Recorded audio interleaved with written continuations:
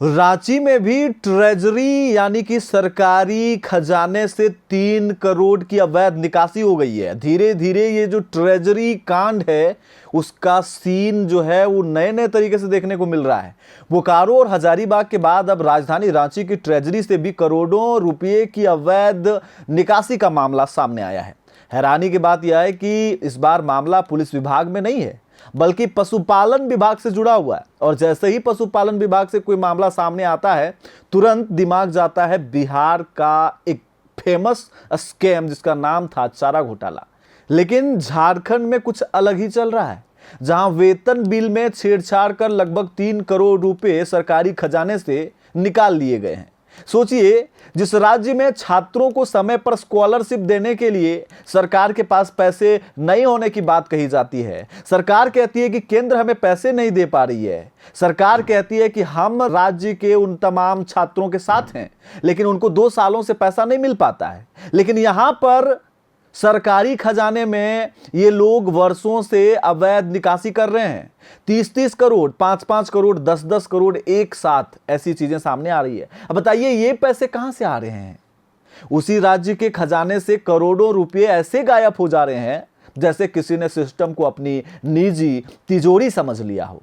यह मामला कांके स्थित institute of animal health and production से जुड़ा है, जहां के 2 कर्मचारियों मुनिंद्र कुमार और संजीव कुमार पर आरोप है कि इन्होंने कुबेर पोर्टल पर वेतन बिल में हेर फेर कर अपने खातों में करोड़ों रुपए ट्रांसफर कर लिए। जांच में खुलासा हुआ है कि मुनिंद्र ने अपने 2 बैंक खातों में करीब 1.52 करोड़ यानी 1.5 करोड़ रुपए, जबकि संजीव कुमार ने लगभग 1.41 करोड़ यानी यह भी फिगर 1.5 करोड़ के बराबर है जिसको अपने खाते में डलवा लिए।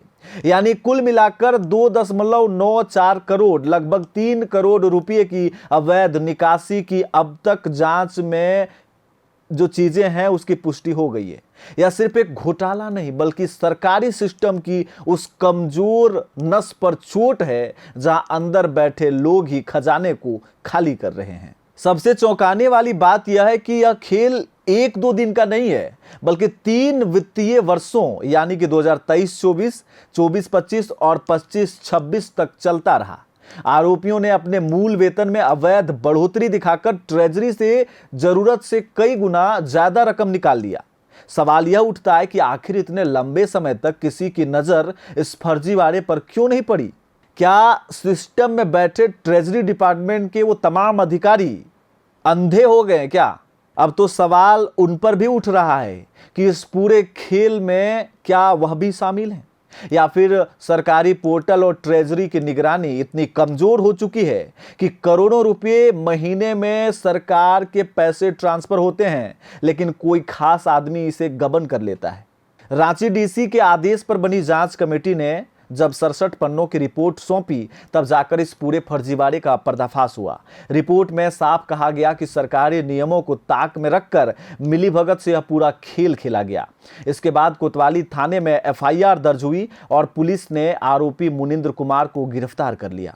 लेकिन सबसे बड़ा सवाल गिरफ्तारी की नहीं है बल्कि जवाबदेही का है। जब छात्र स्कॉलरशिप, युवाओं की भर्ती, विकास योजनाओं के लिए पैसे का रोना रोते हैं तब सरकारी खजाने से करोड़ों कैसे निकल जाते हैं। यानी कि एक तरफ यहां इस राज्य की जनता बदहाल है और दूसरी तरफ इस सिस्टम में बैठे हुए लोग दिनों दिन मालामाल होते जा रहे हैं। यही वजह है कि अब जनता के बीच गुस्सा बढ़ रहा है। लोग पूछ रहे हैं कि अगर यही पैसे छात्रों की छात्रवृत्ति, अस्पतालों की दवा, गांव की सड़क और युवाओं की नौकरी पर खर्च होते तो कितनी जिंदगियां बदल सकती थी। लेकिन यह हालात ऐसे होते नहीं दिख रहे हैं। सिस्टम से आपकी क्या शिकायत है मुझे कमेंट करके जरूर बताएं। और ये जो बोकारो से होते हुए हजारीबाग और हजारीबाग से होते हुए रांची पहुंची है ट्रेजरी घोटाला का ये कांड, उस कांड को लेकर के आप क्या सोचते हैं मुझे कमेंट करके बताएं। जोहार।